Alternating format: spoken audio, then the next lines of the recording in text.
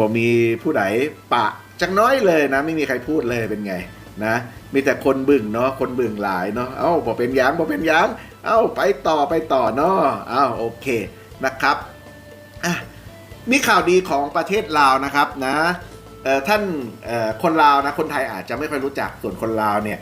น่าจะรู้จักนะครับอุทยานหินหนามหน่อนะครับนะจือบอนะครับรู้จักไหมเขาบอกว่า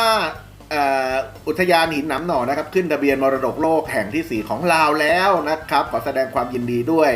ก็เป็นข่าวดีครั้งสำคัญของประเทศลาวครับเมื่ออุทยานแห่งชาติหินหนามหน่อเนี่ยได้รับการขึ้นทะเบียนเป็นมรดกโลกอย่างเป็นทางการในการประชุมคณะกรรมการมรดกโลกสมัยที่47ณกรุงปารีสประเทศฝรั่งเศสเมื่อวันที่13กรกฎาคมที่ผ่านมาครับนะนับเป็นมรดกโลกแห่งที่4ของประเทศลาวแล้วก็ถือเป็นก้าวสำคัญนะครับของประเทศในการอนุรักษ์แล้วก็พัฒนาแหล่งธรรมชาติให้ควบคู่กันครับ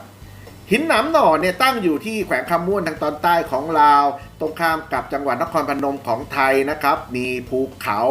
มีประเทศภูมิประเทศที่เป็นหินปูนแปลกตานะครับเต็มไปด้วยยอดหินนะไม่ได้ยอดแหนนะเต็มไปด้วยยอดหินแหลมสูงครับคล้ายหนามของต้นไม้นะจึงเป็นที่มาของหนามหน่อไงครับนะและนี่ก็คือหนึ่งในพื้นที่หินปูนที่สมบูรณ์ที่สุดในภูมิภาคเอเชียตะวันออกเฉียงใต้นะครับแล้วก็เป็นที่ตั้งของถ้ำเซบั้งไฟด้วยนะซึ่งเป็นถ้ำยักษ์ที่มีความยาวกว่า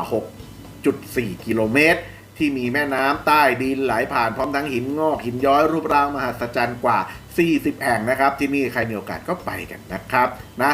จุดเด่นของหินหนามหน่อเนี่ยนะครับไม่ได้อยู่ที่แค่ภูมิประเทศที่มีถ้ำมหัศจรรย์เท่านั้นนะครับแต่มันยังรวมถึงความอุดมสมบูรณ์ของระบบนิเวศนะครับที่เป็นแหล่งอาศัยของสัตว์หายากครับเช่นหนูคายูนะนกโกะนะครับนะนกโกะทองคำนะครับแล้วก็ชะนีแก้มขาวนะซึ่งยังคงอยู่ได้เพราะความร่วมมือของชุมชนในท้องถิ่นที่ช่วยกันดูแลรักษาธรรมชาติแล้วก็เขาไม่เผาป่าไม่ล่าสัตว์นะครับที่นี่แล้วก็ไม่รบกวนสิ่งที่เป็นนิเวศนะชาวบ้านเขาก็ยังที่จะอนุรักษ์กันอยู่นะครับมรดกโลกครั้งนี้เนี่ยมันยังจารึกว่าหินหนามหน่อเนี่ยมันเป็นในฐานะมรดกข้ามพรมแดนร่วมกับอุทยานแห่งชาติเขาฟองยาแกบบังของเวียดนามนะซึ่งเป็นตัวอย่างที่ชัดเจนครับว่าธรรมชาติไม่ได้ไร้พรมแดนนะมันไร้พรมแดนไม่มีพรมแดนนะครับแล้วก็ควรได้รับการอนุรักษ์ร่วมกันนะครับจากจิตใต้สำนึกเชื่อมโยงนะครับของประชาชนทุกคนนะครับนะที่น่ายินดีก็คือโครงการท่องเที่ยวหินหนามหน่อเนี่ยเป็นการลงทุนของคนลาว 100% เลยนะครับแน่นะมีการพัฒนาเส้นทางเดินให้สะดวกจากเมืองท่าแขกแล้วก็เตรียมเปิดรีสอร์ทที่รองรับนักท่องเที่ยวได้ถึง200คนต่อคืนพร้อมทั้งจัดกิจกรรมมากกว่า30รายการครับที่เชื่อมโยงชุมชนท้องถิ่นให้กับการท่องเที่ยวนะครับทั้งในบริบทบริการการจัดหาสินค้าพื้นเมืองเป็นโมเดลการพัฒนาแบบยั่งยืนที่สร้างรายได้กลับคืนสู่ประชาชนอย่างจริงจังครับหินน้ำหน่อเนี่ยคือบทพิสูจน์ครับว่าการอนุรักษ์กับการพัฒนามันไม่ขัดแย้งกันมาสามารถไปกันได้จริงๆนะครับถ้าหากว่าเรามีความเข้าใจมีการบริหารจัดการอย่างครบวงจรครอบคลุมแล้วก็การมีส่วนร่วมของชุมชนของเจ้าของนะครับการขึ้นทะเบียนมรดกโลกครั้งนี้ครับไม่ใช่แค่ความภาคภูมิใจของคนลาวเท่านั้นนะครับแต่มันยังเป็นแรงบันดาลใจให้กับพื้นที่ธรรมชาติอื่นๆด้วยนะในภูมิภาคนี้เนี่ย